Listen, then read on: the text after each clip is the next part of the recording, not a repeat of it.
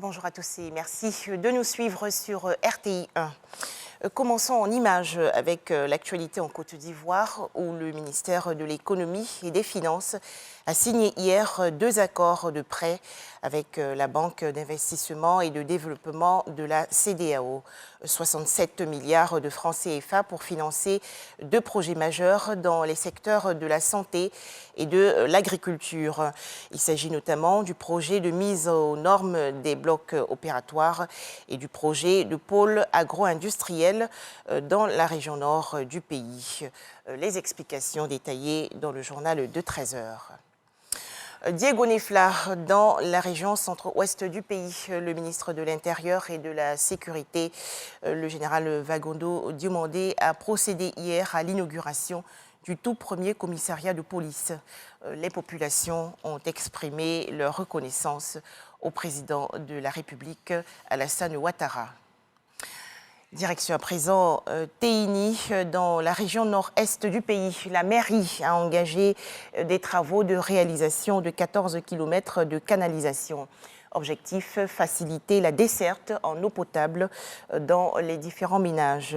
À noter également plusieurs actions de développement dans les domaines de l'éducation et de la santé. Les explications de Mahama Traoré. Des centaines de tuyaux de canalisation prêts à être ensevelis pour soulager les populations de Téini. Ces tuyaux vont servir à étendre la desserte en eau potable dans cette ville de l'extrême nord-est du pays. Jusque-là, les ménages des quartiers Ouassakara, Château, Sokoura et Plateau peinaient à s'approvisionner en eau potable, faute d'ouvrage de desserte. Ce calvaire va bientôt prendre fin avec la réalisation de 14 km de linéaires de canalisation souterraine. Dans cette dynamique de développement, le conseil municipal de Téini accorde une place de choix à l'école. Pour la prochaine rentrée scolaire, les bâtiments des écoles primaires publiques 1 et 2 de Téini ont été rénovés et dotés de nouveaux tables-bancs. À l'hôpital général, la construction d'un bâtiment rend désormais fonctionnel le service de pédiatrie. Le marché central, lui, bénéficie également de 3 hangars neufs. L'édifice devant abriter la future radio communale est fin prêt. Reste l'équipement et la mise en service.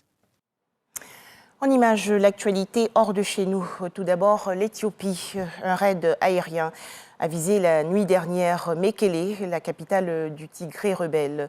Bilan, 4 morts, dont 2 enfants. Cette attaque survient après que les autorités rebelles ont annoncé vouloir poursuivre leur contre-offensive dans la région nord du pays. Aux États-Unis, à 2 mois des élections législatives de mi-mandat, Joe Biden se lance dans la campagne.